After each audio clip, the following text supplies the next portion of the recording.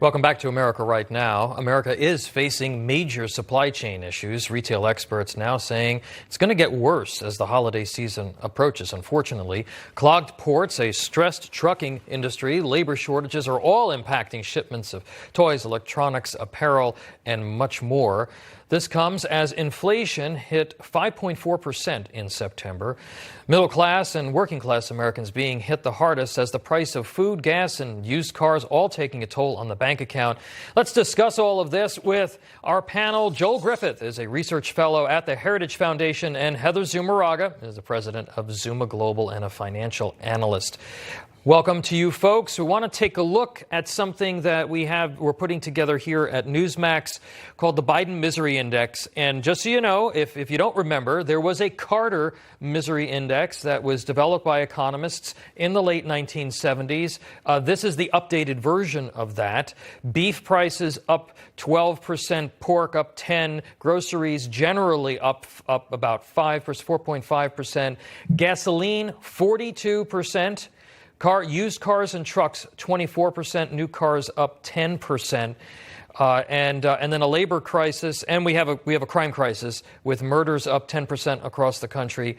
Labor crisis seeing 4.3 million voluntary folks voluntarily quitting their job, and 100,000 walkouts so far. With various union standoffs. The White House has reportedly told oil companies this week to lower prices as Americans are paying more at the pump and expected to pay more for home heating.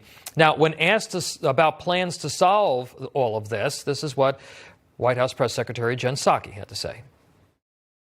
I would say that part is a supply issue, which is why you asked me about OPEC. It's something we continue to press them on.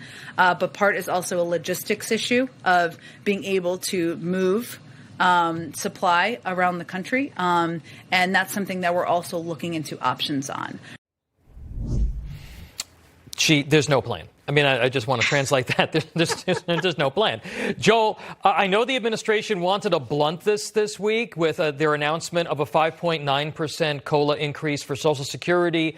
But looking at all of these price increases and inflation, isn't that a bit of a bait and switch? Isn't that fundamentally dishonest?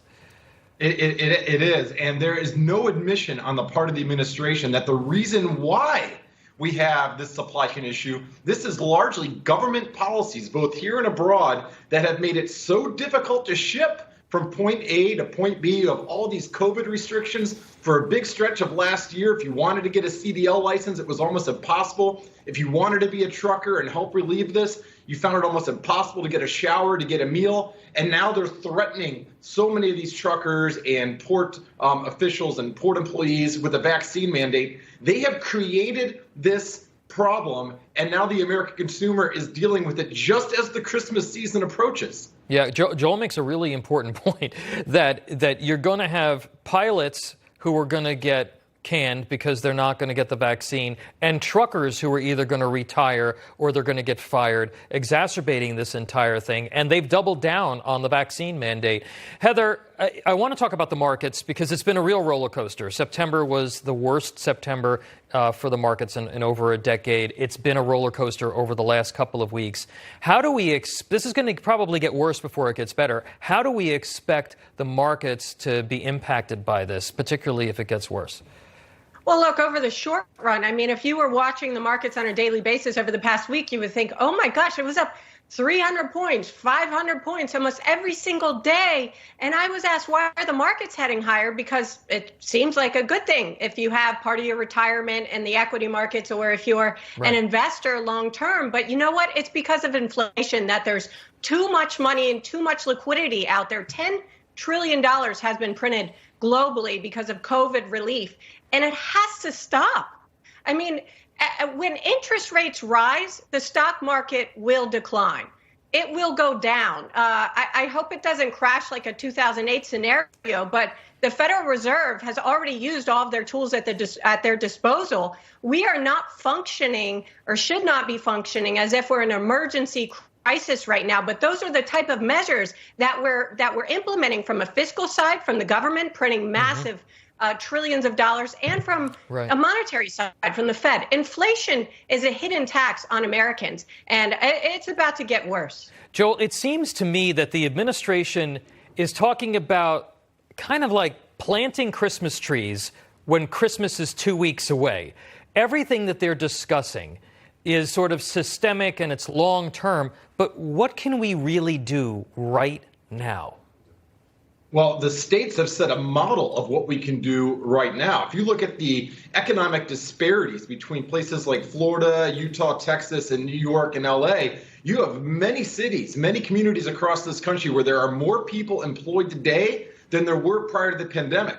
But that's because specific states, specific communities refused to keep their economy shuttered and lifted restrictions far before other parts of the countries. Unfortunately, you have the Biden administration that is trying to force those parts of the country that have actually handled the last year and a half quite well. They're trying to force the rest of the country to model themselves after New York and Los Angeles.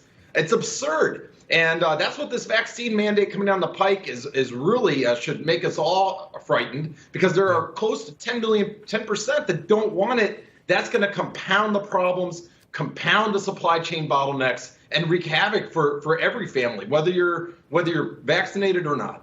Heather, I got 15 seconds, literally 15 seconds. I'm getting yelled at. Give us the last word. Last word is for average Americans. Your wages may have gone up, but you know what? Your real wages, when you factor in inflation, have gone down, as Newsmax is coming out with that Biden misery index, and it just doesn't look good across the board, unfortunately. Sorry to be the bearer of bad news this Saturday, Tom. All right, maybe next week we'll end on an up note. Joel Griffith and Heather Zumaraga, thanks so much for being here. Appreciate it. Thanks, Tom.